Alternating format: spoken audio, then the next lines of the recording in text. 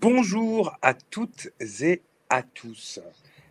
Bienvenue pour ce dernier rendez-vous des mercredis de la ville productive sous cette forme, ce qui n'enlève rien à cette énergie débordante dont recèle le PUCA pour continuer à phosphorer, explorer, investir intellectuellement et de façon pratique ce champ qui intéresse de plus en plus de ceux qui nous suivent, acteurs locaux, publics et privés. Vous êtes ce matin plus de 310 inscrits. Vous êtes encore en train de rejoindre petit à petit la page du webinaire et je salue d'ores et déjà toutes celles et ceux qui sont à l'heure. Ce matin, comment concilier accueil des activités productives et exigences environnementales avec un focus territorialisé sur la métropole de Lyon. Focus territorialisé, mais pas seulement. Car cette recherche-action qui est à chaque fois mise en valeur avec un thème particulier à chaque fois, est la seule et unique du cycle qui a été financé par une métropole, ce qui explique sans nul doute le succès en nombre d'inscrits et le fait que vous soyez si nombreux ce matin à vous être donné rendez-vous. Comment concilier activité, accueil des activités productives et en exigence environnementale, le cas de la métropole lyonnaise, c'est évidemment ce matin avec évidemment Hélène Peskin, secrétaire permanente du PUCA, qui nous accueille et introduira ce webinaire, Patricia Lejoux, chargée de recherche au laboratoire aménagement économie transport, l'AET, École nationale des travaux publics de l'État. On verra avec elle quels sont les phénomènes de double déplacement, pourquoi parler de métropole fabricante et peut-être moins métropole industrieuse ou productive, les hypothèses de recherche et puis bien évidemment le cas lyonnais. Puisque c'est le cas lyonnais, avec nous, Hugo Nuvois, chef de projet d'offres d'accueil d'industrie à la métropole de Lyon. On verra la méthode, le postulat politique et la mise en œuvre. L'œil de l'expert aussi, Grégory Richat, directeur associé au PO Conseil, co-auteur de l'étude que je conseille à toutes et tous, pivoter vers l'industrie circulaire. Quel modèle et comment accélérer? Tout cela fait écho à un certain Grisot sur la ville circulaire, car il n'y a pas de ville circulaire sans économie productive circulaire. C'est le cas de l'industrie. Sans plus attendre, puisque ça y est, le gros des bataillons nous a rejoints, je propose de passer la parole à Hélène pour une introduction. Elle reviendra en conclusion aussi sur ce qu'aura été l'ensemble de ce cycle, le nombre de personnes qui nous ont rejoints, les débats, bref, et les perspectives. Sans plus attendre, c'est parti. Bienvenue sur ce dernier webinaire de ce beau cycle dédié à la ville productive et porté par le PUCA, la Caisse des dépôts, et bien évidemment la Fabrique de l'industrie. Hélène Peskin, la parole est à vous. Merci Razi et Amadi, bonjour à toutes et tous, très heureuse de vous retrouver ce matin pour ce webinaire coproduit avec le Media News Tank Cities et puis évidemment nos partenaires de la Fabrique de l'Industrie et de l'Institut Caisse des dépôts pour la recherche. Aujourd'hui, pour cette dernière séance, d'une certaine manière, on va concentrer, compiler tout un tas de questions qu'on s'est posées depuis des mois maintenant, depuis 8 séances autour de cette analyse des effets, des impacts et des stratégies de la ville productive. On se souvient d'être passé par les tensions foncières, les capacités de transformation des activités industrielles, les jeux d'acteurs et les capacités des collectivités à anticiper ces mouvements et ces attentes des activités productives. Et ben, aujourd'hui, à Lyon, on a la chance de pouvoir observer ça vraiment depuis le terrain, dans un partenariat très fécond entre la métropole et l'équipe de recherche de l'École nationale des travaux publics de l'État. Et on a choisi d'angler cette dernière discussion autour du rapport encore très discuté entre cet accueil des activités productives, disons renforcé peut-être, en tout cas dans les intentions et les ambitions politiques, par l'idée de la relocalisation, de remettre des chaînes d'approvisionnement plus territorialisées, de faire des circuits courts, de développer l'économie circulaire, avec celle de l'exigence environnementale. On a souvent parlé du foncier et du zéro artificialisation nette aujourd'hui. On tournera autour plutôt des enjeux d'acceptation, d'intégration urbaine, notamment à partir des nouveaux process de recyclage, y compris de recyclage matière, de ces activités productives, parce qu'on ne peut pas en permanence se poser des injonctions contradictoires et ne pas chercher à les résoudre. L'exemple lyonnais qu'on va avoir ce matin, je crois, est très illustratif de la manière dont on peut surmonter ces difficultés ou ces contradictions en trouvant dans la ville la place de toutes les activités, mais aussi la place de tous les travailleurs. Et c'est aussi le sens de ce cycle de séminaires que d'avoir remis aussi l'humain dans l'urbain. Et sur ces sujets d'activité, on est souvent dans le process, dans l'infrastructure. C'est important de comprendre aussi que l'accueil des activités productives, c'est l'accueil des travailleurs, c'est l'accueil des emplois populaires, c'est l'accueil d'un certain nombre de fonctions sans lesquelles la ville ne pourrait pas fonctionner, qu'on a un peu tendance à mettre dans l'ombre ou dans l'arrière-ville et qui, grâce à ce séminaire, aura été mise en lumière. Alors j'espère que tous ces éléments et ces sujets vont vous intéresser. Je vous rappelle que vous pouvez poser vos questions dans l'onglet questions-réponses et on essaiera d'y répondre au fil de l'eau avec nos intervenants, que je remercie encore pour leur participation et je vous souhaite une bonne discussion. Merci Hélène, merci pour l'accueil, merci pour l'initiative et merci aussi pour l'ensemble des éléments qui accompagnent ces webinaires, c'est-à-dire sur le site du PUCA. Évidemment, le rappel exhaustif en synthèse de l'ensemble des webinaires précédents, les vidéos aussi, je vous le redis, juste pour que vous ne nous quittiez pas tout de suite, on ne les met pas en général 48 heures après. On attend un peu, il faut quand même une prime aux participants et l'ensemble du travail de coopération, de collaboration, car sur ce cycle de ville productive, il y a évidemment les webinaires, mais il y a aussi l'ensemble des événements ouverts ou fermés aux différents spécialistes qui ont lieu et sont initiés par le PUCA. Comme je le fais d'habitude, je salue, même si ça n'est pas de façon exhaustive, ceux qui sont évidemment avec nous. Vous êtes près de 120, je salue les architectes, je salue les gens d'ADP, les agences d'urbanisme, nos amis de Lorraine, Marseille, toujours au rendez-vous de ces webinaires, nos amis de l'agence de développement industriel de Nouvelle-Aquitaine, la métropole de Rennes. Je me permets cette petite salutation à Célia Firmin aussi, du cabinet du président qui travaille beaucoup sur ces questions. Les EPF, toujours dignement représentés. Ici, on ne les avait pas cités par le passé. L'EPF local de Savoie, nos amis de la fabrique de l'industrie, évidemment, Urbalion.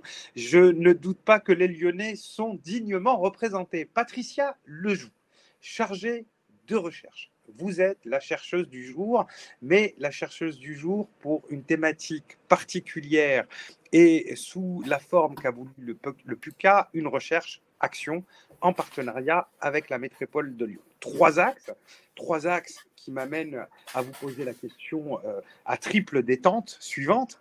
Pourquoi ce terme de métropole fabricante? Ce n'est pas seulement du marketing, car lorsque on lit l'état d'avancement de vos recherches, on se doute que la rigueur ici n'est pas au rendez-vous seulement du papier cadeau, il y a autre chose, vous allez nous en parler.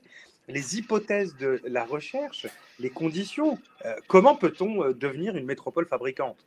Par exemple, puisque beaucoup de métropoles sont là avec nous, des syndicats mixtes aussi, et qui, je pense, se posent la question. Et puis, le cas lyonnais qui nous permettra doucement de transiter vers Hugo Nivois, chef de projet offre d'accueil industrie à la métropole de Lyon, pour voir comment, du côté de la métropole, dans les services, au niveau des directions, cet alignement se fait. Mais sans plus attendre, Patricia, la parole est à vous et je partage donc la présentation et le support que vous nous avez transmis. Je redis, comme l'a rappelé très justement Hélène, que vous pouvez nous poser vos questions dans l'onglet chat en bas à droite.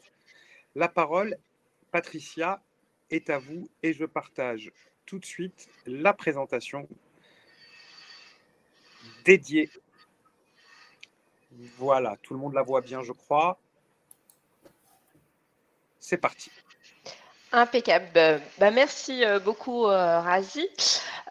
Donc oui, avant tout, donc c'est une recherche qui est collective. Donc c'est une recherche qui est menée aussi avec une collègue, Rachel Linossier, de l'Université de Lyon, le cabinet OPO, l'agence Patriarche et puis effectivement, comme vous l'avez dit, la métropole de Lyon. Quand on a proposé cette recherche, on avait au départ 2 partis pris importants. Le premier parti pris, c'était de parler d'activités fabricantes plutôt que d'activités productives. Alors, pourquoi? 3 arguments. Le premier, c'est que la métropole de Lyon utilisait déjà ce vocabulaire d'activités fabricantes, notamment dans le cadre de son programme de développement économique. Le deuxième élément, c'est qu'il nous semblait que c'était un terme, en fait, cette idée de fabrique, de fabrication, assez intemporelle, qui permettait finalement de suivre ces activités économiques qui visent à transformer la matière dans le temps long. C'est-à-dire que la fabrique, ça peut renvoyer par exemple au système industriel de production de la soie qui était en place du XVIe au XIXe siècle à Lyon, comme ça peut faire écho au mouvement récent, par exemple des makers. Donc, on trouvait que c'était intéressant parce que ça permettait finalement de voir cette évolution que connaissent ces activités fabricantes au cours du temps. Troisième élément, c'est que sur le plan de la recherche, notamment dans le champ des études urbaines, ça renvoie à l'idée de fabrique urbaine. L'idée de fabrique urbaine, ça insiste sur la dimension très finalement matérielle de la ville. Ça insiste aussi sur l'idée de temps long, de processus. Et puis enfin, c'est l'idée que la ville, la fabrique de la ville, c'est une question qui va impliquer une diversité d'acteurs, des acteurs publics, mais aussi des acteurs privés et des citoyens. Pour définir ces activités fabricantes, on a fait le deuil d'une entrée par l'économie, c'est-à-dire identifier des secteurs d'activité économique spécifiques, par exemple à partir de la NAF, mais on a fait le choix de faire une entrée par l'urbanisme. Et donc, finalement, les activités fabricantes, on les définit par 2 critères. Le premier, c'est que ce sont des activités économiques qui ont des besoins spécifiques en matière de locaux et d'accessibilité, qui vont être différents, par exemple, des activités tertiaires. Et puis, deuxième point, ce sont des activités économiques qui rencontrent des difficultés à se maintenir ou à se développer au sein des espaces urbains parce que justement, elles doivent faire face à la concurrence du logement et du tertiaire. Donc, dans le cadre de notre recherche, donc ces activités fabricantes, pour l'instant, elles recouvrent des secteurs comme l'industrie. On va en trouver de la chimie, du textile, du prototypage. Ça va renvoyer aussi à l'artisanat autour, par exemple, du BTP, de la menuiserie, tout ce qui est atelier de réparation, d'entretien. Deuxième parti pris important, c'était celui de réfléchir à l'échelle de la métropole et plus seulement de la ville. Donc, en fait, cette métropole fabricante, dans l'idéal, ce serait cette métropole qui arriverait à la fois à concilier développement des activités fabricantes et préservation de l'environnement et qualité du cadre de vie urbain. Pour cela, en fait, il faudrait remplir 3 conditions. Première condition, il faudrait qu'il y ait un écosystème territorial, un ensemble d'acteurs qui finalement aillent dans le même sens et partagent ce point commun. Deuxième élément, il faut qu'ils aient des outils qui leur permettent de mettre en œuvre concrètement cette métropole fabricante. Et puis, troisième élément, il y a une articulation des échelles d'intervention.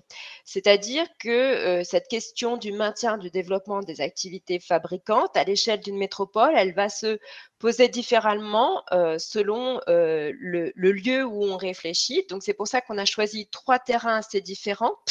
Le premier terrain est implanté au cœur de la métropole, du centre de la métropole, c'est Villeurbanne. Donc là, l'enjeu, ça va être effectivement le maintien de ces activités fabricantes dans un contexte très concurrentiel avec le logement et le tertiaire. Deuxième terrain, c'est la commune de Vénissieux en première couronne, où là, on est davantage sur une question de renouvellement finalement du tissu des activités fabricantes. Et puis, troisième élément, on va être cette fois aux marges de la métropole, dans la vallée du Gier, où ce sont des territoires qui ont été fortement touchés par la désindustrialisation. J'aborderai que les deux premiers terrains dans le cadre de cette présentation. Et donc, je vais vous présenter tout de suite les premiers résultats finalement. On a pu élaborer à partir des entretiens qu'on a menés auprès des acteurs publics, mais aussi auprès des entreprises, hein, et qui visent à faire un petit peu un diagnostic à l'échelle de la métropole de Lyon sur cette question du maintien et du développement des activités fabricantes. Le résultat principal qu'on observe, et qui est assez finalement original, c'est qu'il y a un très fort consensus des acteurs sur l'idée de maintenir et de développer ces activités fabricantes. Donc finalement, on a bien une politique de développement économique qui affiche cette priorité-là. Donc, on a des élus qui, malgré les changements d'exécutifs et notamment l'arrivée des écologistes à la tête de la métropole, n'ont jamais remis en cause cette priorité donnée au maintien, au développement des activités fabricantes sur la métropole de Lyon. Ce consensus, on le retrouve aussi au sein des services, notamment les services de développement économique, mais aussi les services aménagement. On va le voir aussi, les entreprises sont dans cette même logique, hein. Hugo parlera certainement du cas d'usine où il y a aussi cette volonté de perpétuer en fait la présence de ces activités fabricantes, et puis tous les acteurs économiques qui gravitent finalement autour de ces services de développement économique qui partagent finalement ce consensus. Concrètement, comment ça se met en place à l'échelle de la métropole de Lyon? Si on prend un quartier, une zone centrale comme celle de Villeurbanne, c'est par exemple un projet de ZAC, la ZAC Grand Clément, dans lequel on va essayer de conserver, de maintenir une partie des activités fabricantes au sein de cette ZAC. Ça va être aussi des programmes plus ponctuels où on va essayer d'intégrer ces activités fabricantes à travers des rez-de-chaussée fabricants. À Vénissieux, en première couronne, c'est un pari qui a été fait donc, face à des libérations de foncier, il y avait un choix potentiel. Soit on faisait du projet urbain classique sur ces territoires qui sont quand même proches du centre des métropoles, soit on faisait quelque chose de différent et on essayait finalement de garder ce lien avec l'histoire des activités fabricantes. Et l'enjeu, c'était de renouveler finalement ce tissu des activités fabricantes, et c'est le pari notamment du projet usine que présentera Hugo par la suite. Et c'est l'idée aussi de maintenir ces activités fabricantes dans la première couronne pour éviter qu'elles partent en périphérie et qu'elles contribuent aussi à l'artificialisation des sols. Les acteurs, globalement, sont plutôt contents des outils dont ils disposent pour mettre en œuvre cette politique de développement économique en faveur des activités fabricantes. Je ne le détaille pas là, mais en gros, ces outils relèvent aussi bien de l'urbanisme réglementaire, de la politique foncière, que de l'urbanisme négocié entre acteurs publics et entre acteurs privés. Donc, pour l'instant, tout paraît assez idéal sur la métropole lyonnaise, mais si on creuse un peu, on va voir que finalement, cette politique de développement économique, elle va se heurter à la politique de préservation de l'environnement et de la qualité du cadre de vie. Tout simplement parce que, voilà, on est dans une illustration assez simple des injonctions contradictoires que peuvent avoir les politiques urbaines. Ce qui va poser problème notamment, c'est les objectifs en matière de politique de mobilité durable et puis plus largement les politiques d'aménagement et de projets urbains. Donc, je vais vous illustrer à travers voilà, nos deux terrains. Le premier terrain, donc on est ici à Villeurbanne, dans le centre de la métropole. Donc on est sur un tissu urbain marqué par les fortes densités, une mixité fonctionnelle très importante. Et donc on a ici un projet de ZAC, la ZAC Grand Clément, donc qui vise à maintenir ces activités fabricantes au cœur de la métropole. Sur ce projet de ZAC, c'est en gros la moitié du projet est consacré au logement, la moitié du projet est consacrée aux activités économiques et dans ces activités économiques, 30% à peu près des surfaces sont consacrées au maintien, au développement des activités fabricantes. Donc, on a bien notre politique de développement économique qui se concrétise, mais en même temps, il y a aussi une politique de mobilité durable qui se développe dans ce secteur-là. Et donc, on va voir 3 problèmes sur ces enjeux de mobilité. Le premier problème, ça va être sur la hiérarchisation de la voirie qui va se poser. Donc, l'enjeu du projet, c'est bien sûr dans ce quartier de développer tout ce qui va être mode actif, insister sur justement les accès piétons, sur le vélo, les transports collectifs urbains.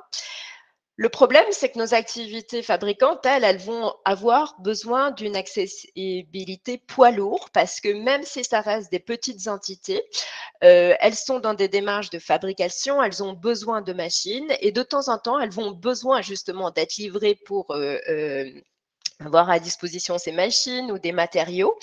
Et là, ça coince parce que effectivement, le réseau viaire n'est pas pensé pour cette accessibilité poids lourd. Et donc, ça pose des enjeux aussi d'offres finalement servicielles en matière de logistique pour ces activités fabricantes. Ce n'est pas juste la question de maintenir ces activités fabricantes. Et puis, ça soulève quelques interrogations, notamment chez les développeurs économiques qui se disent que finalement, peut-être que la solution du parc d'activité n'est pas à rejeter, alors certainement renouveler, mais c'est-à-dire que ça pose la question jusqu'où on peut aller finalement dans cette question de mixité fonctionnelle. Autre élément qui va perturber un petit peu les choses sur ce territoire-là, c'est la desserte en transport collectif. Donc, au nord, par exemple, de la ZAC, vous avez un aménagement en site propre lié au développement d'un bus à haut niveau de service. Vous avez aussi le tram qui va passer plus au sud.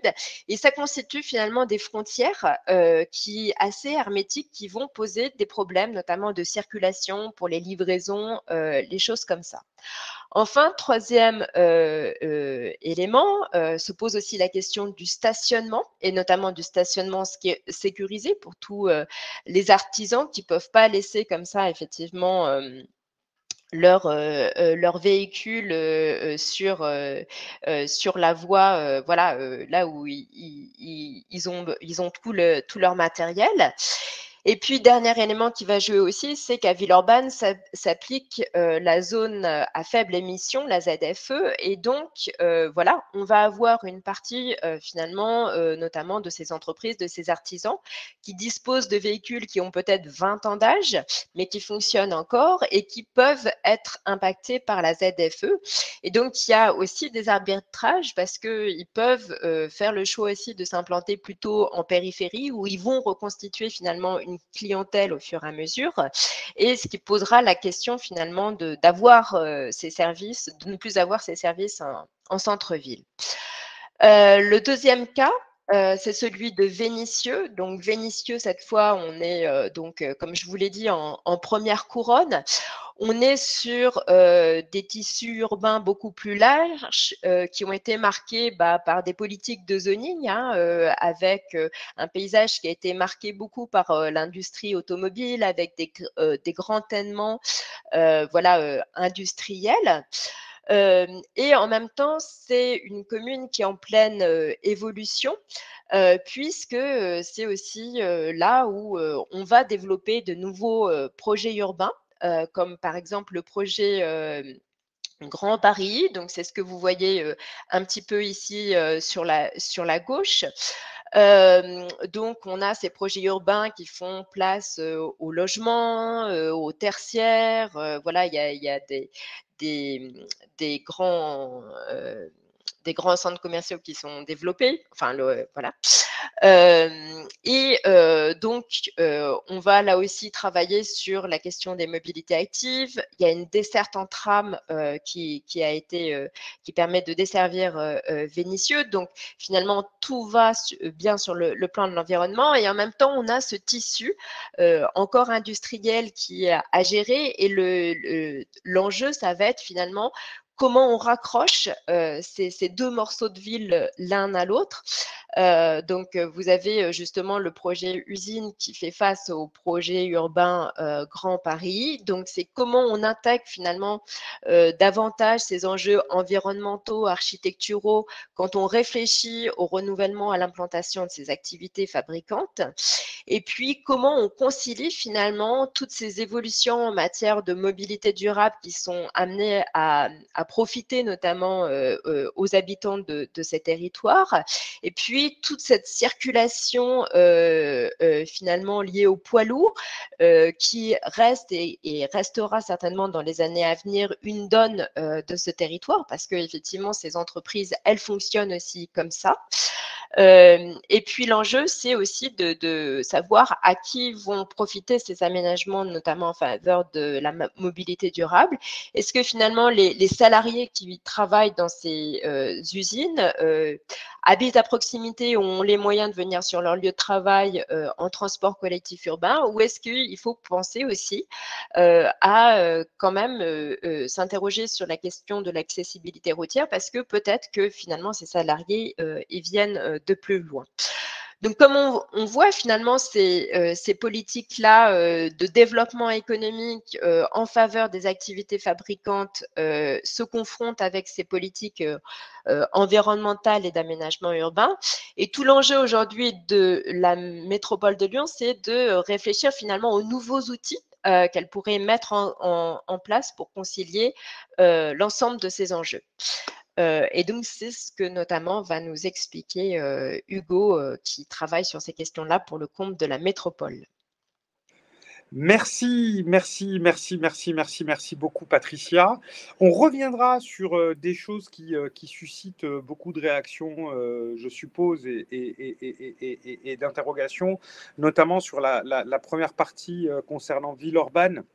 Lorsqu'on s'est arrêté aux enjeux de mobilité et de fonctions de mobilité impliquant hiérarchie des voies dédiées, parce que ça reste un des gros sujets dans un cadre de ZFE, c'est-à-dire l'usine en ville, la fabrique en ville, d'accord, mais aujourd'hui, l'un des distinguos et un des avantages comparatifs forts reste quand même les enjeux de livraison et d'approvisionnement. C'est quelque chose que vous avez commencé à aborder. Peut-être que dans le deuxième tour de parole, si vous avez l'occasion de nous dire si vous avez pu avancer ou si vous comptez avancer plus en avant là-dessus, ce qu'il en est. Tout de suite, la parole est à Hugo et je continue à faire passer nos slides. Est-ce que je m'arrête là, Hugo? Non, mais c'est une slide pour un petit peu plus tard, celle-ci. Parce que moi, justement, donc, Patricia est allée un peu dans le détail des différents territoires concernés. Moi, je vais reprendre un peu de hauteur, si je peux me permettre l'expression, sur la vision politique aussi de ce rapport entre industrie et transition écologique et environnement, parce que c'est vraiment un élément important que portent nos élus. Et loin de penser qu'ils sont incompatibles, justement, nos élus portent l'ambition que l'industrie, c'est vraiment le moyen de réussir la transition du territoire, un des moyens de réussir la transition du territoire. Pourquoi? Parce que l'industrie, elle est partout aujourd'hui, finalement, dans nos vies. On consomme des produits industriels en permanence et on les fait souvent produire par d'autres. Et donc, vouloir réussir la transition du territoire vers un nouveau modèle économique et un nouveau modèle environnemental, c'est aussi celui de reprendre en main notre destin pour réussir l'autonomie, la décarbonation de l'économie. Et ça, on le fera mieux chez nous qu'ailleurs. Alors, on a une chance à Lyon, c'est que l'industrie, elle est très forte et de longue date. Elle est très diversifiée aussi, ce qui fait qu'elle est assez résiliente. Ça représente 75 000 emplois industriels directs sur la métropole, donc c'est vraiment pas négligeable. Et c'est en plus des emplois qui ont retrouvé une dynamique ces quelques dernières années, là, depuis 2017 environ, là où depuis 40 ans, c'était plutôt sur la phase descendante, bien sûr. Et donc, cette industrie, elle est indispensable pour réussir la transition de notre territoire, comme je le disais. Et ce n'est pas n'importe quelle industrie, parce qu'elle fait aussi, elle, face à un certain nombre de défis. Le défi environnemental en tant que tel sur la production, qui est celui, par exemple, de la sobriété énergétique. Aujourd'hui encore, l'industrie, c'est 25% de l'économie consommée, de l'énergie consommée sur le territoire. C'est celui de la décarbonation, bien sûr, avec là aussi 25% à peu près des gaz à effet de serre qui proviennent des activités industrielles sur notre territoire, et sans parler de celles qui n'y sont pas, bien sûr. Et puis celui de la préservation des ressources, puisque par exemple sur la métropole, 20% de l'eau disponible est captée par l'industrie. Mais si on veut réussir cette transition ambitieuse de l'industrie, il faut aussi savoir répondre aux autres enjeux qui se posent d'un point de vue économique. C'est celui de la résilience, bien sûr, de la souveraineté, de l'autonomie du territoire. Comme on le disait tout à l'heure, on l'a bien vu à travers la crise qu'on vient de traverser, qu'on est encore en train de traverser avec toutes les difficultés d'approvisionnement que ça peut causer, et donc l'enjeu de retrouver des chaînes de valeur un peu plus solides. L'enjeu de la compétence, parce que l'industrie qui fait sa transition, elle le fait avec les hommes et les femmes qui y travaillent, et donc les habitants du territoire, finalement. Et puis l'enjeu d'image, parce que justement, l'industrie, elle souffre d'une image pas forcément reluisante, en termes d'emploi, parce que, comme on le disait, il y a eu beaucoup de pertes d'emploi ces 30-40 dernières années. Aussi en termes d'environnement, justement, le thème même de la séance d'aujourd'hui le souligne. Et justement, nos élus portent l'ambition là-dessus d'arriver à changer cette image, et à améliorer cette image vis-à-vis des habitants en les aidant à mieux comprendre le rôle que l'industrie joue dans notre vie, finalement. Alors, comme je le disais, on porte vraiment le regard sur l'industrie comme étant l'un des moteurs de la transition du territoire, parce que produire sur notre territoire, demain, produire plus, c'est aussi produire mieux qu'on ne le fait dans d'autres parties du monde, peut-être avec des normes sociales, des normes environnementales plus ambitieuses. C'est aussi garantir une meilleure qualité de vie à nos habitants en produisant mieux demain. C'est réduire les distances parcourues par les marchandises, et donc améliorer leur bilan environnemental, on va dire, en raccourcissant ces flux mondiaux. Et puis, c'est aussi construire, comme je le disais, des chaînes de valeur plus résilientes pour être mieux capable de résister aux chocs en étant en partenariat plus étroit avec des gens plus proches, finalement.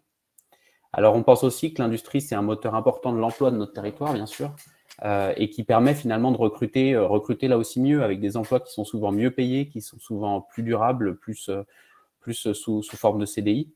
Et donc, toute cette vision de l'industrie, elle se concrétise dans un partenariat très fort avec les industriels du territoire, qui est le manifeste pour la transition de l'industrie, qui vient d'être officialisé, ou en tout cas la signature de plus de 200 entreprises industrielles du territoire, de plus de 120 entreprises industrielles du territoire vient d'être confirmée, représentant 50% des emplois de notre territoire. Et là, l'ambition commune qu'on se fixe, c'est celle de réduire l'empreinte carbone des usines, de leurs usines finalement, d'identifier et de réduire les risques industriels, de créer plus d'emplois pour les habitants, de valoriser la coopération avec les autres territoires et d'accueillir mieux sur notre territoire demain ces acteurs. Donc c'est vraiment une ambition commune qui est territoriale. C'est pas seulement l'ambition de la métropole de Lyon, mais c'est bien celle de tout le territoire lyonnais qui est coportée et qui finalement est symbolique de de ce lien toujours fort entre l'industrie et le politique sur notre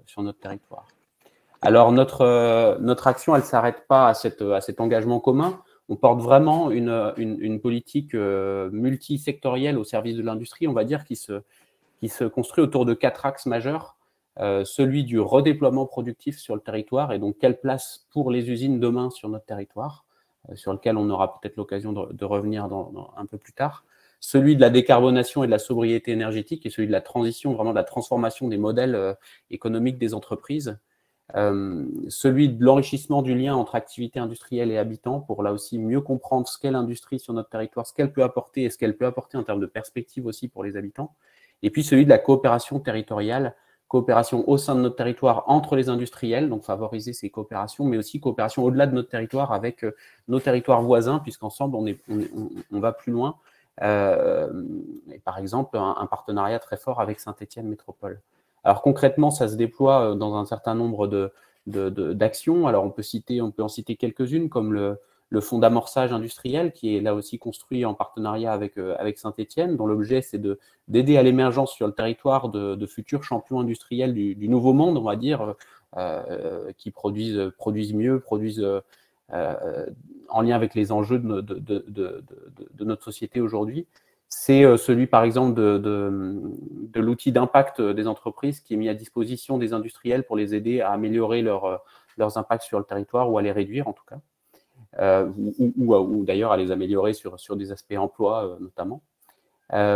C'est aussi celui de la Fondation pour la médiation industrielle, où là, l'idée, c'est d'aller vraiment au-devant des habitants pour leur expliquer tous les intérêts que l'industrie peut apporter sur le territoire, toutes les perspectives d'emploi, là aussi, qui sont existantes. Et ce sont là quelques actions parmi un portefeuille assez large. Donc, on pourra revenir peut-être dans un second temps sur vraiment la dimension foncière, puisque la transition de l'écologie, la transition du territoire, pardon, elle passe aussi par ces questions foncières qui sont majeures. Merci beaucoup, Hugo.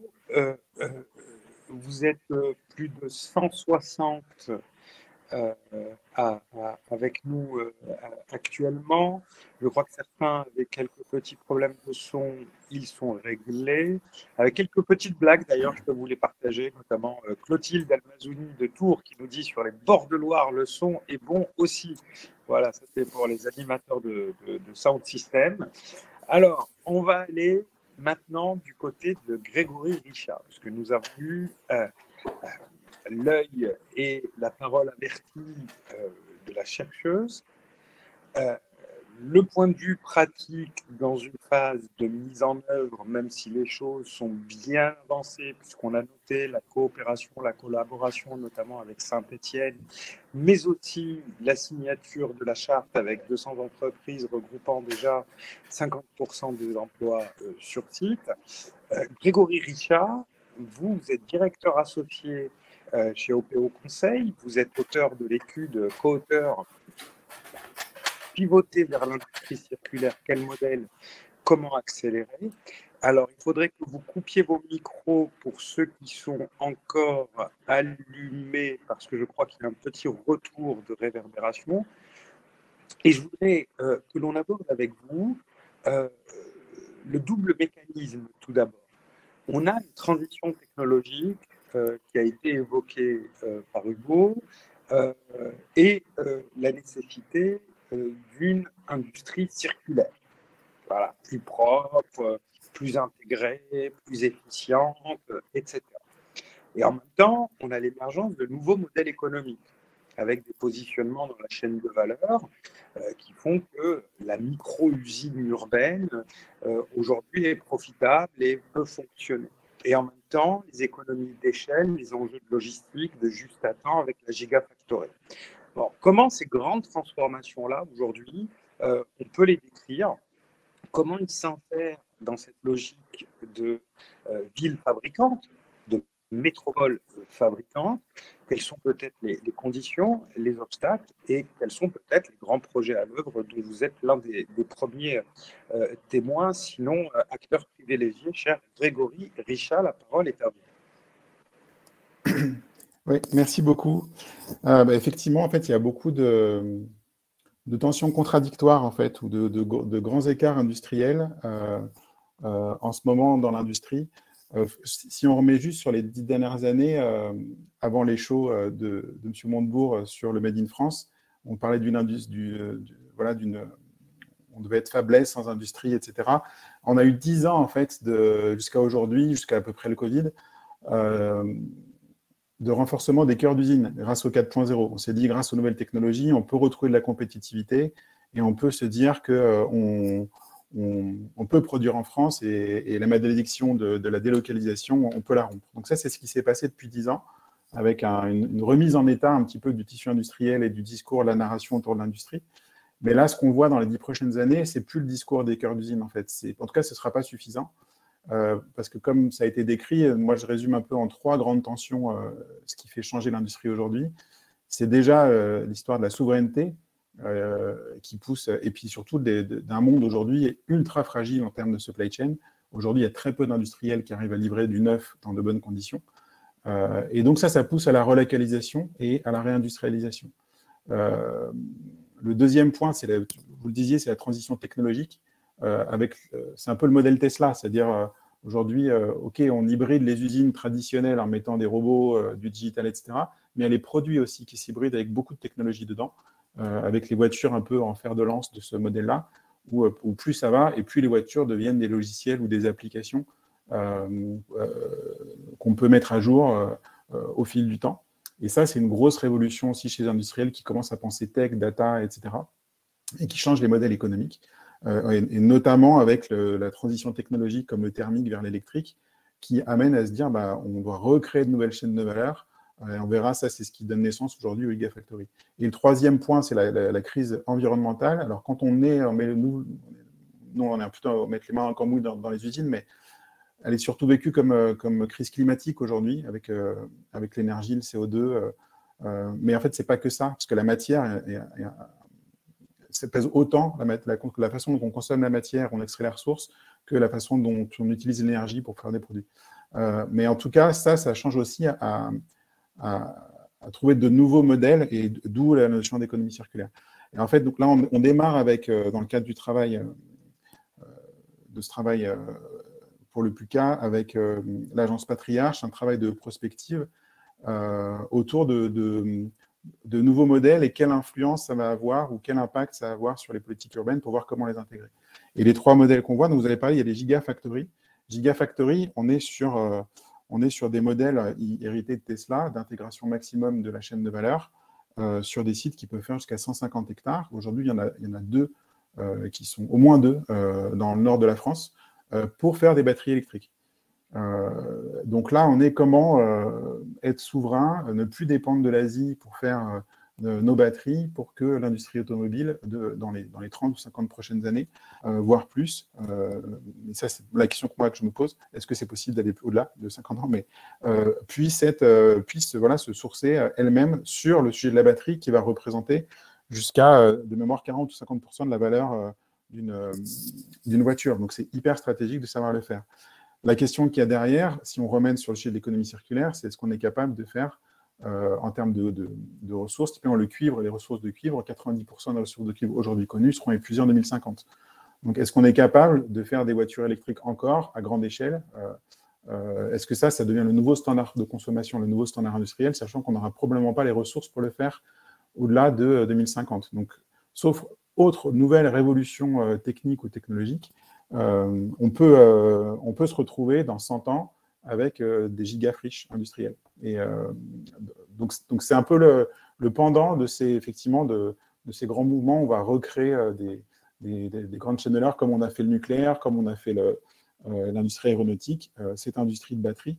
On fait un choix d'infrastructure aujourd'hui, avec des sites particulièrement grands, qui sont très loin, plutôt pas proches des métropoles, mais plutôt éloignés, avec une interaction finalement assez faible avec les métropoles, mais qui a un choix quand même qui est très significatif et qui va, dans les 10 prochaines années, être un nouvel élément des territoires, de nos territoires.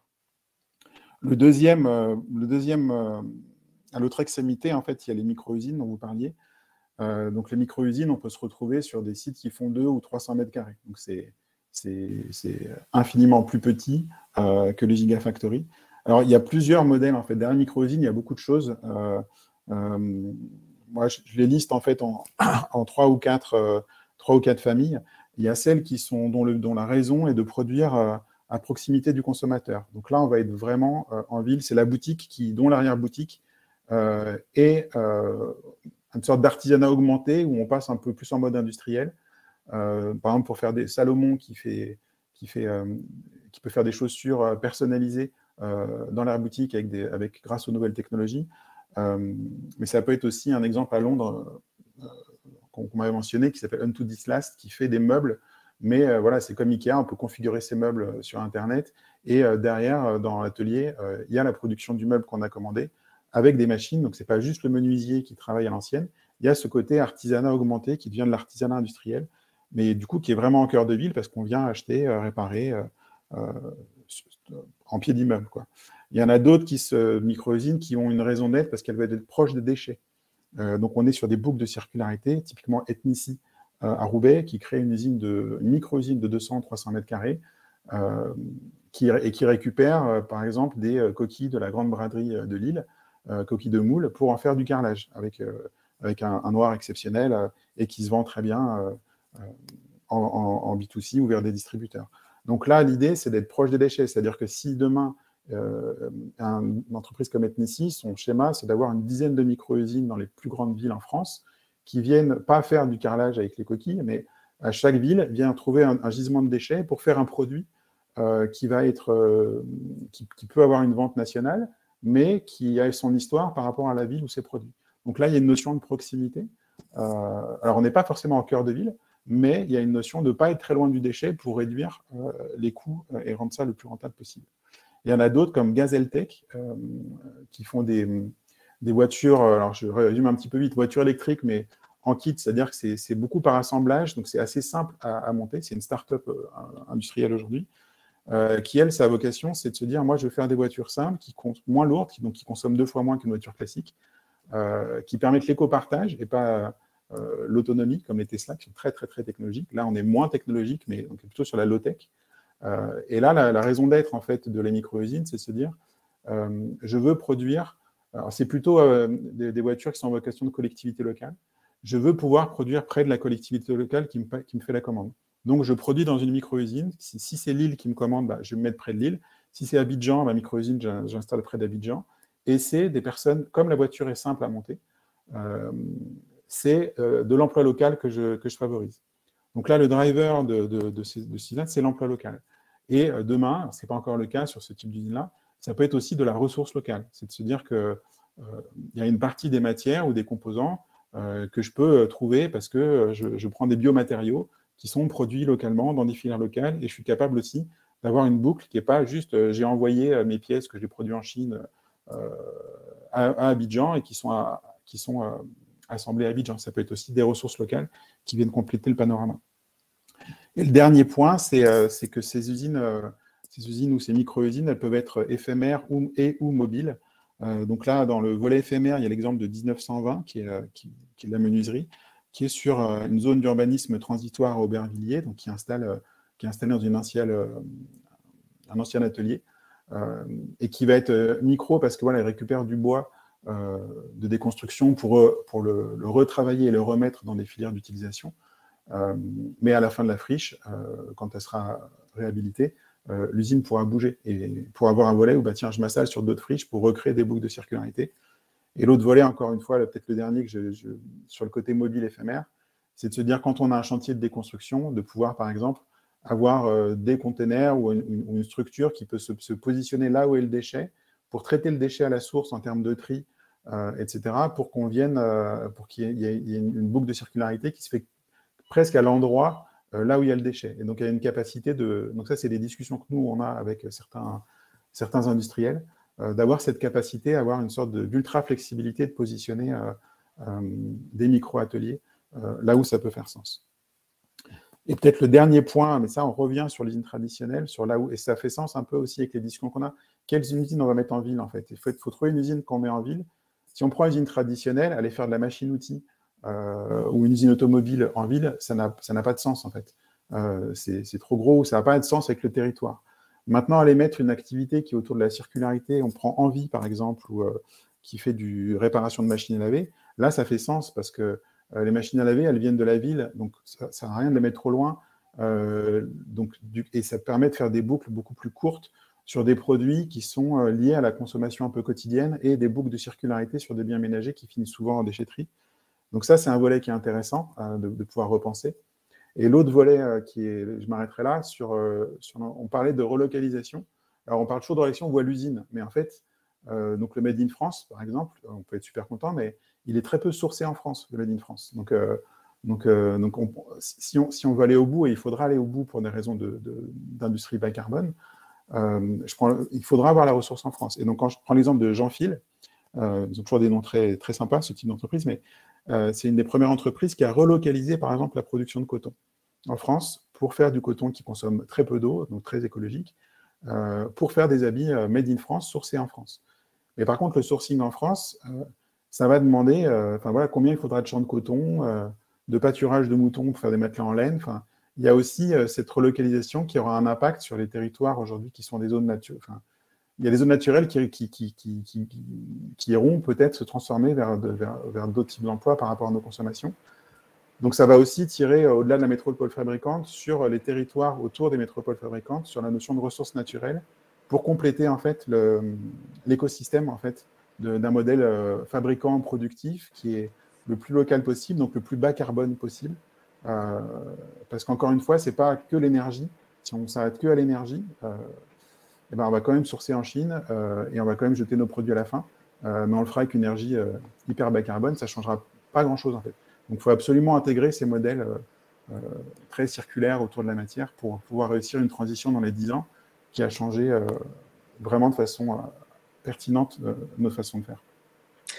Merci Grégory. Ce que l'on voit beaucoup ici et ce à quoi donne à penser votre intervention ainsi que votre travail, c'est que en lien avec ce qui a été dit précédemment, tout est affaire de nature de produit, tout est affaire d'anticipation, de programmation.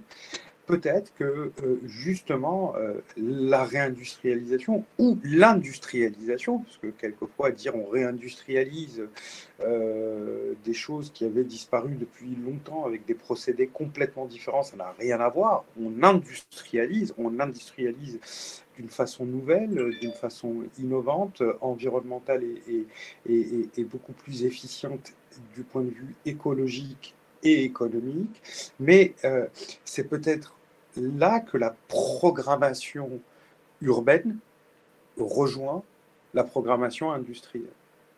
On avait eu par le passé ces exemples que beaucoup connaissent les spécialistes de l'usine verticale qui, ex nihilo, venait être installée en bordure de ville ou quelquefois dans le centre-ville. Ce sont devenus, pour certains d'entre eux, de superbes lieux culturels, mais pas très industriels, parce que justement, mal pensés dans leur environnement et leur fonction qui n'est plus simplement celle qui était évoquée dans la charte d'Athènes, mais des fonctions qui rejoignent intimement la nature du produit. Alors, cette anticipation, cette programmation, c'est quelque chose que l'on retrouve aussi dans le projet Usine à Vénissieux. Et c'est pour ça que je reviens vers Hugo pour qu'il nous en parle un peu plus dans ce deuxième tour de parole. On reviendra avec vous, Grégory, sur la présentation et les enjeux, et avec Patricia aussi sur finalement, en l'état actuel de sa recherche, les conditions de la réussite. Et qu'est-ce que la réussite ? Alors, en effet, pour revenir sur plus précisément sur les questions foncières et immobilières, avant d'aller vraiment sur l'exemple d'usine, je voulais détailler quelques éléments justement sur cette question de la transition aussi, sur transition environnementale par rapport à ces questions. Alors, Hélène Peskin évoquait tout à l'heure le zéro artificialisation net. En effet, une industrie en transition, c'est aussi une industrie qui arrête de contribuer à l'artificialisation des terres, même si de lui imputer cette mauvaise action, entre guillemets, est un peu abusif, puisque finalement, c'est la dynamique de la ville, plutôt, qui a mis l'industrie dehors, historiquement. Et donc, l'ambition, là, sur notre territoire, c'est bien celle d'enrayer ce desserrement industriel pour arrêter de contribuer à cette artificialisation des terres. Ça veut dire que si on arrête le robinet en aval de mise à disposition de foncier pour l'industrie, il faut aussi arrêter le robinet en amont, qui est celui d'une mutation des grands sites industriels en ville vers d'autres fonctions comme l'habitat, le bureau notamment, ou le commerce. Et donc, c'est vraiment une ambition qui est portée sur notre territoire de longue date et qui a été réaffirmée encore plus fortement sur ce nouveau mandat, qui est celle de préserver la place de l'industrie en ville et de la renouveler. Alors, comment on le fait concrètement ? On le fait avec un zonage au PLUH, et donc un zonage réglementaire qui interdit d'autres fonctions que la fonction industrielle ou productive. Et donc, il est impossible sur certaines zones économiques du territoire de faire, par exemple, du bureau, ce qui il y a encore quelques années était impossible à imaginer. On le fait aussi à travers notre action foncière, où sur le mandat, on a près de 50 millions d'euros qui ont été identifiés pour racheter des sites historiquement industriels et maîtriser leur avenir. On le fait à travers le partenariat, toujours comme je l'évoquais tout à l'heure avec la charte, avec les industriels, les sites industriels sont souvent propriétés de grands industriels qui n'ont pas forcément fermé boutique, mais qui peuvent rationaliser leurs implantations et donc ont parfois besoin de moins de foncier. Et donc, à cette occasion-là, il y a un travail à faire avec eux qui se termine peut-être pas toujours par une acquisition par la métropole, mais bien par un projet de réindustrialisation voilà, qui est d'intérêt collectif, même pour l'industriel qui vend son foncier. Et c'est typiquement l'exemple d'usine sur lequel on peut revenir justement sur la slide suivante, où là, on est sur un site qui était donc qui appartenait au groupe Bosch de très longue date, depuis une 60aine d'années. On le voit au centre là, historiquement c'est le site un peu rond, on va dire pour faire simple, avec la partie qui est en rouge au nord et la partie qui est en verte au sud, qui semble lier les deux parce qu'elles étaient liées pendant très longtemps. Et donc ce site, donc la moitié de ce site, la partie nord en rouge, l'entreprise Bosch a souhaité à partir de 2017-18 céder ce foncier.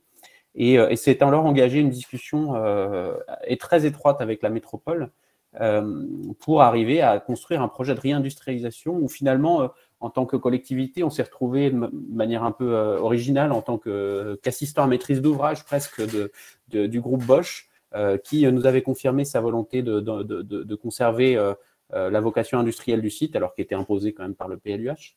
Et qui, du coup, par une forme d'appel d'offres un peu original, a permis de sélectionner le groupement Usine, qui regroupe l'ACERL, la Société d'aménagement de la métropole de Lyon, mais aussi la Caisse des dépôts et puis la Caisse d'épargne Rhône-Alpes. Excusez-moi, Hugo, je me permets, mais quand vous dites un appel d'offres un peu original, ça intéresse beaucoup de ceux qui nous écoutent. Notamment, je vois là nos amis de Saint-Denis. En Seine-Saint-Denis, on connaît les problématiques qui sont les leurs, hein, notamment sur les bords de Seine, Peugeot et autres. Concrètement, sans vouloir sans présentation, c'est passé comment? En original, au sens où on est sur un appel d'offres privé, c'est bien Bosch qui a sollicité des opérateurs pour répondre à sa demande. Par contre, c'est un appel d'offres qui s'est construit un peu différemment de ce qu'un appel d'offres privé l'aurait été, on va dire, de manière un peu standard, où un propriétaire va forcément plutôt chercher à maximiser son profit sur la vente du foncier. Là, Bosch a vraiment intégré dans son ambition la volonté de voir ce site réindustrialisé. Et donc, cet appel d'offres, il a été limité à deux opérateurs, en l'occurrence, donc un opérateur parapublic, on va dire, et un opérateur privé. Et finalement, c'est le premier des deux qui l'a remporté. Il proposait une offre financière satisfaisante du point de vue de l'industriel, mais pas forcément la plus satisfaisante. Et surtout, il proposait une construction de projet vraiment transparente vis-à-vis de Bosch, qui a vraiment retrouvé l'ambition qu'il souhaitait porter sur ce site demain, et donc qui était quelque part fier en tant qu'industriel de pouvoir redonner une vie industrielle à son site et de faire confiance à l'opérateur qu'il avait en face de lui pour y parvenir. Et donc aujourd'hui, le site usine, qu'est-ce que c'est? C'est donc 11 hectares qu'on voit en rouge qui sont implantés en première banlieue, on va dire, de Lyon. On voit bien le périphérique sur l'image là, avec une accessibilité assez exceptionnelle pour un site industriel, puisqu'on voit aussi qu'il y a un arrêt de tram jouxte le site, il y a le métro qui est juste à côté également, on a donc le périphérique, on a autour un quartier qui a une histoire industrielle forte, on le voit sur les grandes implantations au sud-est de l'image où il s'agit de sites Renault Trucks, mais qui est un territoire vraiment de faubourg, qui présente aussi une dimension habitat assez forte. Et puis une dimension commerciale avec les grandes emprises vertes qui sont juste au nord du site, au contact du périphérique, qui sont donc un grand site Carrefour, Leroy Merlin et Ikea. Donc on est sur un territoire qui est en évolution, mais sur lequel la métropole, au sens large, aujourd'hui porte l'ambition d'y maintenir une vocation industrielle forte et d'en faire vraiment le territoire du renouveau industriel métropolitain. Avec en première pierre, bien sûr, le projet usine et demain un certain nombre d'autres projets qui pourront voir le jour, toujours dans cette vocation industrielle. Et pour revenir sur le site lui-même aujourd'hui, qu'est-ce qu'il propose? Il propose en fait un véritable parc industriel urbain avec une trentaine de milliers de mètres carrés déjà existants à destination des industriels, dans lequel on retrouve par exemple le site pilote de Symbio, que certains connaissent peut-être, qui est donc le leader européen, on va dire, ou le plus en avance, l'entreprise la plus en avance sur la question de la pile à hydrogène. On retrouve d'autres acteurs industriels comme Boostit ou comme Fives, donc dans ces bâtiments existants.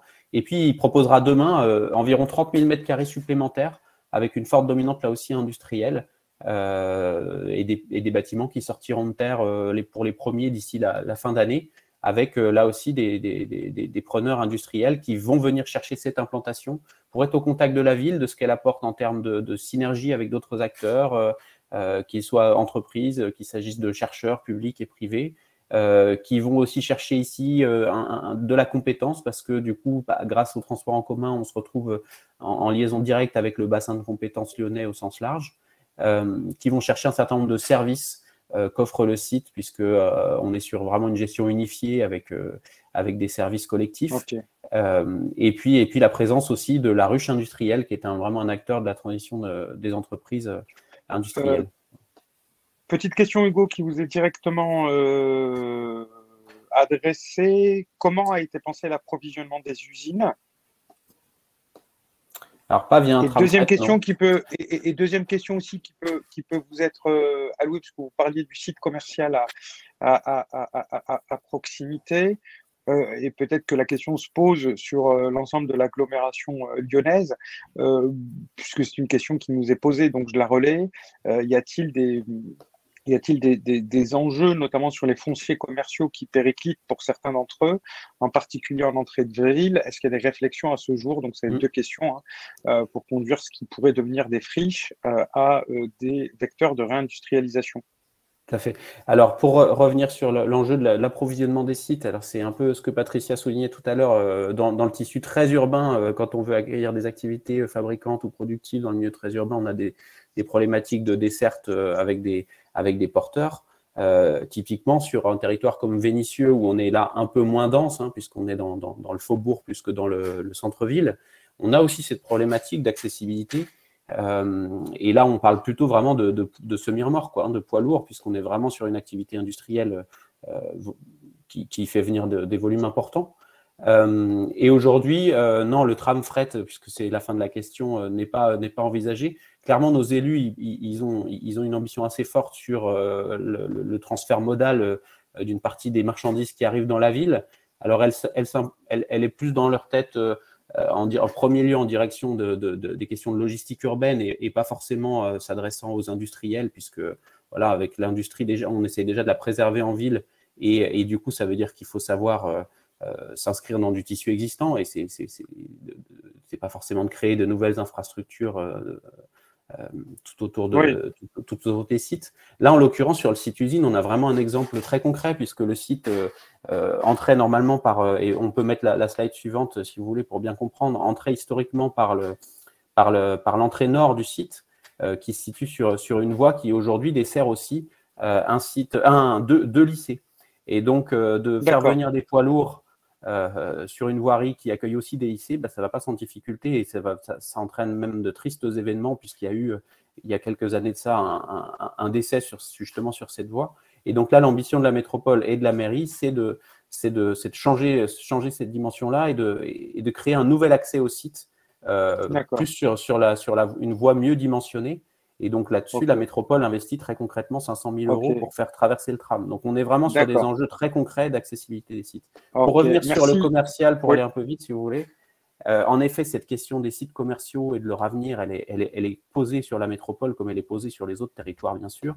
Là, en l'occurrence, les deux sites commerciaux qui sont sortis de terre, qu'on devine là sur la photo au nord du site, qui sont de Leroy Merlin et de Ikea, ont été pensés il y a déjà finalement 10 ans, mais ont déjà pris en compte ces enjeux de densification d'économie d'espace, puisque c'est des sites en étage, on n'est pas sur un site commercial traditionnel avec une grande plateforme de parking visible depuis la route et qui artificialise tous les sols. Donc là, on est vraiment sur un projet en densité. Et puis plus largement sur les grands sites commerciaux de la métropole, en effet, se pose cette question de de la mixité des fonctions. Alors aujourd'hui, ce n'est pas forcément à destination de l'industrie qu'on l'envisage, mais plutôt à se dire que demain, c'est des territoires qui peuvent devenir des morceaux de ville, là où avant, c'était du monofonctionnel. Voilà. Et que ça contribuera à éviter l'étalement urbain. On soulignera aussi l'attitude là, des foncières commerciales qui a été vue dans un précédent webinaire, dont eux, l'objectif est plutôt quelquefois de voir ces zones qui périclitent un petit peu ou qui perdent de la dynamique, comme des sites de première ligne, notamment face à Amazon, donc en envisageant plus la logistique du dernier kilomètre et le transport de la marchandise que plutôt le logement de l'habitant. Donc là aussi, injonction contradictoire à laquelle je sais que les territoires qui travaillent avec rigueur comme les vôtres se penche très sérieusement. Dernière question pour Grégory. Je vous remercie d'ailleurs, Grégory, de répondre aussi pour certains directement, notamment sur le site de Berlin, dans la partie questions, de nombreuses questions qui sont posées. Je voulais vous relancer avant la conclusion sur les prises de parole avec Patricia, puis le mot de la fin avec Hélène Peskin, puisque ce qui fait le succès aussi de ce webinaire, c'est de tenir nos délais, ce qui est important aussi en industrie, si ce n'est central. Grégory, est-ce qu'aujourd'hui on peut aller finalement vers quelque chose qui ressemblerait un petit peu à une sorte de guide pratique de la bonne pratique lorsqu'on est un territoire?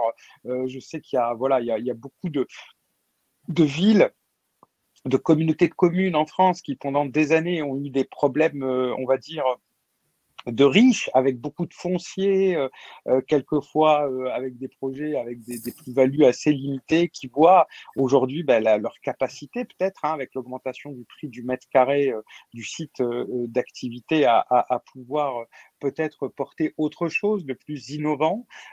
Quels seraient les 3-4 conseils que vous donneriez aux décideurs publics, y compris aux décideurs privés, pour finalement s'insérer dans ce cycle vertueux qui est celui qui fait rencontrer à la fois évolution écologique et environnementale de l'industrie et développement technologique? Waouh, bonne question. Alors, qu'est-ce qu'il faut faire, Grégory? C'est une question. Non, mais je pense que la première, c'est d'avoir je pense, une narration. C'est-à-dire qu'il faut avoir un récit. Vous le disiez, en fait, on est plus sur. Moi, je dirais qu'aujourd'hui, les modèles industriels qu'on a aujourd'hui, dans 10 ans, on n'aura pas les mêmes.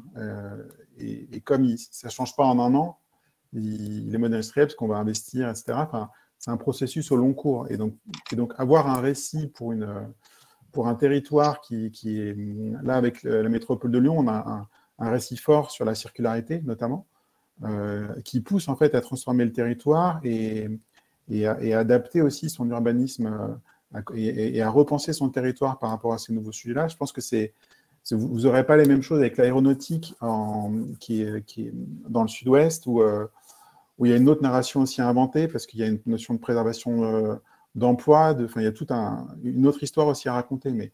Et ce sera une histoire à raconter autour, je pense, de 3 très grands piliers qui sont la résilience. S'il fallait décliner un petit peu les sujets, mais il y a une forte notion de résilience, donc de qu'est-ce que j'ai en local, qu'est-ce que je n'ai pas en local, et ça peut être produire, mais c'est la ressource aussi. J'insiste beaucoup là-dessus, mais si moi, quand je vois des boîtes Made in France qui disent, moi, c'est super, je vends des draps de bain de luxe avec du coton bio, et je dis, vient d'où ton coton bio? Je crois qu'il vient d'Égypte, mais je ne suis pas sûr. C'est un problème. Ça ne l'est peut-être pas aujourd'hui à l'instant T, mais ça va le devenir dans les 5-10 ans. Donc la notion de la ressource, de l'impact que ça a sur les territoires qui n'est pas forcément, par exemple, la métropole de Lyon, ils ne vont pas sourcer tous les matériaux mais une notion d'échelle plus européenne, en tout cas, où c'est théorique, mais moi, j'aimerais que 80% des ressources qu'on consomme, pas des produits, des ressources, elles soient produites dans un rayon où je peux y aller en train, et pas loin, quoi. Parce que sinon, on perd une forte notion de la transformation des territoires à l'échelle des 50-80 ans, et c'est maintenant qu'on investit énormément dans des infrastructures un peu folles de gigafactory, et donc, il ne faut pas s'en mordre les doigts dans 50 ans. Donc, il y a pensé ce récit-là, il y a pensé l'échelle productive, mais aussi ressources de son territoire. Et ensuite, il y a aussi beaucoup travaillé avec les industriels. C'est-à-dire que c'est les industriels qui vont porter, on peut toujours dire, est-ce que c'est la réglementation, les consommateurs, les industriels? Moi, je suis un peu simpliste, je pense que c'est beaucoup les industriels. Si c'est les industriels qui font du lobby positif, c'est parce qu'on l'iPhone, c'est pas nous qui l'avons demandé, c'est l'industriel qui l'a inventé. Donc, l'industriel a la possibilité d'inventer de nouveaux usages. Et donc, et de le faire avec des métropoles, avec des territoires, je pense que c'est ça aussi la clé, c'est d'inventer à plusieurs nos nouveaux usages, nos nouveaux modèles industriels, et pas de faire les choses en silo. Et donc, il y a vraiment aussi donc voilà, c'est une narration, les 3 grandes vagues de transformation à intégrer dans les projets et le territoire. Et puis, il y a ce vrai besoin de travailler en écosystème, comme sur le projet usine, où il y a quelque chose qui se fait main dans la main entre industriels, territoire, et on pense à un modèle à plusieurs, et pas chacun, et puis ensuite on essaie de se l'imposer. Donc voilà, si je vais à chaud comme ça, les trois grands axes, ce serait ça qui me viendrait à l'esprit. Ouais.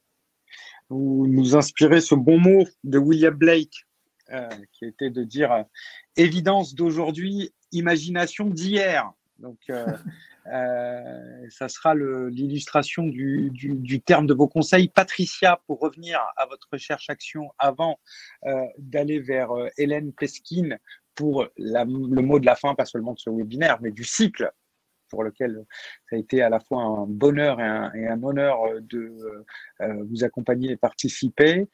Patricia, aujourd'hui, est-ce que ce que vous faites, notamment au travers de la ville fabricante sur la métropole de Lyon, pourra-t-il être transposable, dupliqué sur d'autres collectivités, et si oui, sous quelles conditions ?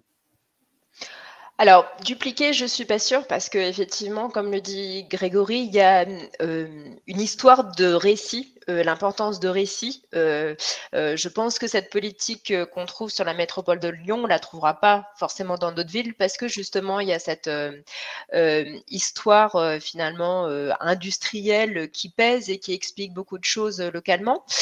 Pour autant, je pense que sur cette question de métropole fabricante, il y a 3 éléments importants que toutes les métropoles devraient peut-être avoir en tête.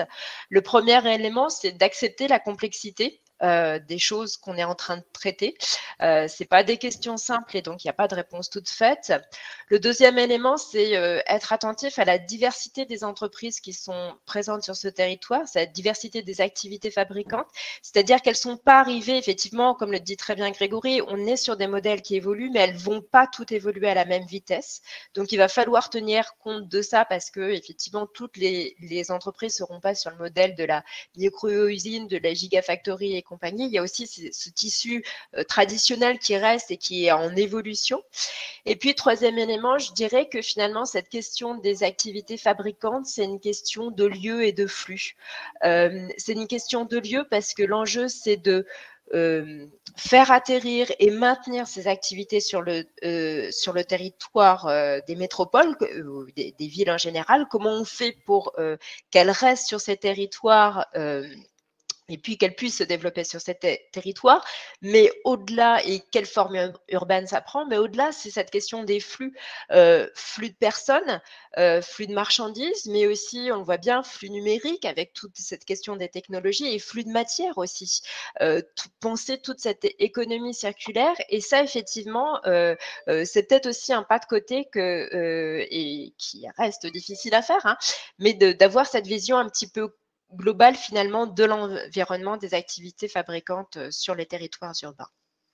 Merci Patricia, merci Grégory, merci Hugo, merci au service de la métropole de Lyon, merci au PUCA, aux fabriques de l'industrie, New Stank Cities, vous remercie de tout cœur aussi. Vous retrouverez évidemment dans les jours qui viennent la vidéo in extenso et puis aussi l'analyse et le compte-rendu journalistique dans le cadre de New Stank Cities avec un accès gratuit pour l'ensemble des comptes rendus de ces webinaires en partenariat avec le PUCA. Et je salue Cassandre Tarvik, journaliste chez New Stank Cities, qui officiait derrière son écran aujourd'hui. Hélène Peskin, merci de votre confiance, merci à vous, merci pour l'énergie. Le mot de la fin est à vous, Hélène, à la fois pour ce webinaire, mais aussi et surtout pour l'ensemble du cycle des mercredis de la ville productive. Merci Razi, merci à tous et à toutes pour vos interventions et vos questions nombreuses. J'ai noté aussi la présence d'Olivier Loisy, un partenaire du programme Ville Productive très, très actif, qui est également propose un certain nombre de réflexions sur ces questions de ville productive. On est toujours content de pouvoir en discuter avec lui. Peut-être juste quelques mots sur cette dernière session de réflexion. Moi, je trouve toujours très important et très intéressant de nous donner à voir finalement des représentations de ces nouvelles formes de l'industrie. Vous nous les avez présentées à la fois sur leur modèle économique, en tout cas en partie, et sur leur modèle spatial. C'est vraiment le rôle aussi du PUCA d'essayer de relier un peu ces mondes professionnels. Et là, en l'occurrence, le cycle avait démarré sur une espèce de divergence de vue ou de mode d'action entre les directions du développement économique dans les villes et les directions de l'urbanisme, qui souvent partent sur des stratégies qui sont difficiles à concilier. Et là, l'exemple lyonnais nous donne vraiment l'illustration de la manière dont elles peuvent finalement converger, avec pourtant des métiers ou des objectifs qui, au départ, peuvent sembler contradictoires. Donc ces représentations sont vraiment très importantes et très intéressantes. On en tire aussi l'idée que l'urbanisme demain se négociera beaucoup plus qu'il ne se planifiera, même si on a entendu que les documents d'urbanisme, notamment les zonages TPLU, sont stratégiques pour maintenir l'activité productive. Ça, j'en suis tout à fait convaincue et je pense que c'est un peu l'enjeu du zéro artificialisation, hein, d'arriver à trouver des modes de négociation nouveaux avec des partenaires qui sont des propriétaires fonciers, qui deviennent des acteurs de l'aménagement dans le cadre du recyclage urbain et avec lesquels il faut comprendre finalement comment on trouve des chemins communs. Peut-être quelques points qui n'ont pas été évoqués mais qui viennent compléter, soit parce qu'ils ont été évoqués dans le chat, soit parce que on les connaît par ailleurs. C'est ceux des quartiers populaires. Je pense à l'initiative de la BPI et de la Caisse des dépôts sur les quartiers productifs, ou ceux encore de l'agriculture urbaine qui d'ailleurs parfois recoupent ces quartiers populaires. Et je trouve qu'on a beaucoup évoqué au long de ces webinaires, et c'est heureux, la place du travailleur dans la ville et ces travailleurs qui peuvent être des travailleurs d'ailleurs qualifiés dans l'industrie, avec, on a dit, des emplois plutôt pérennes. Et on a évoqué à un moment le lien entre le logement et l'emploi. Je trouve que de resituer dans la ville ces activités productives, notamment dans les quartiers populaires, c'est important et il y a des dispositifs dédiés et je suis sûre qu'à Lyon, ils sont également mis en place. Peut-être un dernier point sur le fait qu'on est dans une métropole, donc on l'a vu, très proactive sur ces sujets. On travaille beaucoup au PUCA avec des villes plus petites, des villes moyennes, les territoires d'industrie que connaît bien Olivier Loanzi aussi. Et tous ces modèles, toutes ces réflexions dans des territoires peut-être moins attractifs, plus en difficulté du point de vue de la créativité et de l'ingénierie, il faudra aussi penser à les diffuser, à les transposer. Ça pourrait être aussi le rôle du PUCA de faire connaître un petit peu ces propositions et ces modèles au-delà des métropoles qui sont aujourd'hui un peu les précurseurs de ces nouvelles stratégies de rétention ou de développement des activités productives contemporaines, on va dire, avec leurs évolutions fortes. Merci en tout cas vraiment à tous pour ces présentations, je trouve très, très riches. Il me revient donc de conclure non seulement cette session, mais le cycle. Je vois qu'il est déjà plus de 10 heures, je vais essayer de faire vite. On a donc réuni 9 séances depuis avril 2021. Finalement, le contexte de la Covid et du confinement nous a plutôt aidés dans ce modèle de webinaire.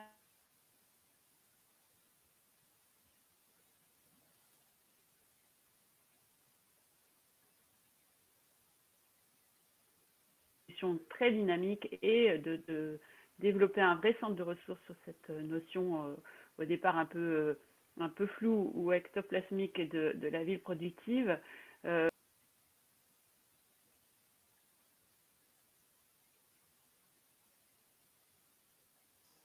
Dites-moi que je suis le seul à avoir un problème. Malheureusement, non. On va attendre Hélène, voilà. Qui nous revient, j'en suis sûr. Voilà. Je suis désolée, ce matin, j'ai pas mal de soucis de connexion. Donc, l'occasion de faire dialoguer la recherche et l'action, c'est le rôle du PUCA, mais dans un format qui permet à la fois, au fil de l'eau, de connaître, si ce n'est des résultats, en tout cas les propositions des chercheurs, puisque les résultats se développeront dans les années qui viennent, et de les mettre en débat dès l'origine. C'est vraiment le format qu'on a voulu et c'est, je crois, ce qu'on a réussi à faire avec ce cycle de webinaires. Au total, vous avez été plus de 2400 à participer au fil des sessions. En tout, ce sont 1500 professionnels différents, puisqu'il y a beaucoup de fidèles et on en est ravis. notamment dans les établissements publics fonciers, mais aussi les établissements d'aménagement, les agences d'urbanisme, les collectivités locales, beaucoup d'entreprises aussi, de chambres de commerce et de services de développement économique, dont on est content d'avoir trouvé du coup la fidélité et dont on gardera le contact et le nom pour évidemment diffuser d'autres travaux à l'avenir à partir de ces recherches sur la ville productive. On l'a dit, hein, tous les séminaires sont disponibles en replay sur le site du PUCA, les articles de Newstank également. Ce que je voulais simplement dire pour terminer, c'est que le programme ne s'achève pas là. D'abord, les différentes recherches, les 9 recherches qui sont financées trouveront une issue et donc des résultats qui seront présentés au fil de rencontres auxquelles on ne manquera pas de vous inviter. Ça commence par un colloque fin juin qui est organisé en partenariat avec la Fabrique de l'Industrie et l'Observatoire des territoires d'industrie pour mettre en débat ces premiers résultats avec l'ensemble des équipes de recherche et des acteurs qui ont été mobilisés, puisque chaque recherche porte sur des terrains particuliers.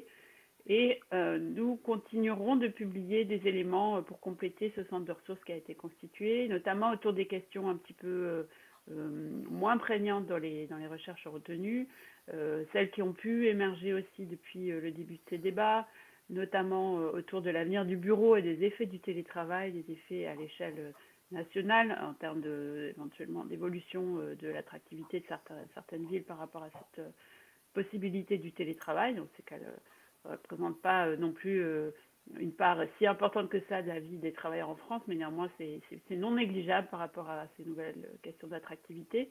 Or, le bureau ne faisait pas vraiment partie de nos questions initiales puisqu'on était plutôt sur les activités productives, mais on voit à quel point ça peut aujourd'hui avoir du sens de réfléchir à ça. On travaille aussi sur les formes architecturales et urbaines de ces activités productives et aujourd'hui a été un peu l'occasion de les mettre en valeur. La verticalité, la capacité à s'intégrer dans un tissu mixte. Et là-dessus, il y aura sans doute un cahier complémentaire. Et puis, ça a été évoqué dans le chat, les questions de métabolisme et notamment de liens, de transformation des ressources locales. On a vu aujourd'hui sur l'économie circulaire, mais la question se pose aussi beaucoup sur l'alimentation et la production agricole, bien entendu. Ça devient des stratégies importantes des territoires, cette transformation agroalimentaire territoriale. Et donc, autour de ces questions de métabolisme, eau, énergie, on aura sans doute aussi à développer quelques éléments complémentaires de recherche ou d'études qui seront mis à votre disposition. Et donc, on est vraiment très heureux de ce partenariat. On va trouver très certainement avec l'équipe de Newstank City d'autres sujets pour se retrouver dans les prochaines semaines. Et d'ici là, n'hésitez pas à vous nourrir de tout ce qui a été mis en partage sur notre site internet notamment, qui pourra, et je l'espère en tout cas, éclairer l'action de vos organisations, qu'elles soient du public ou du privé, territoriales ou nationales. En tout cas, c'est vraiment notre objectif. Merci encore à tous. Grand merci aussi à Bertrand Vallet, qui est à l'origine de ce programme au PUCA, qui a été une ressource vraiment précieuse, et à Claire Danet du côté de Newstank, qui nous a organisé ces webinaires. Et bien sûr aussi à Christophe Perrochot, qui chez nous chaque mois vous propose une petite maquette pour vous inviter à ces séminaires et qui a été aussi à l'origine de la gestion du site internet. Encore grand merci à tous et à très vite. Merci à toutes et à tous et bonne fin de semaine. À bientôt. Merci. Merci, au revoir. Au revoir. Merci, au revoir.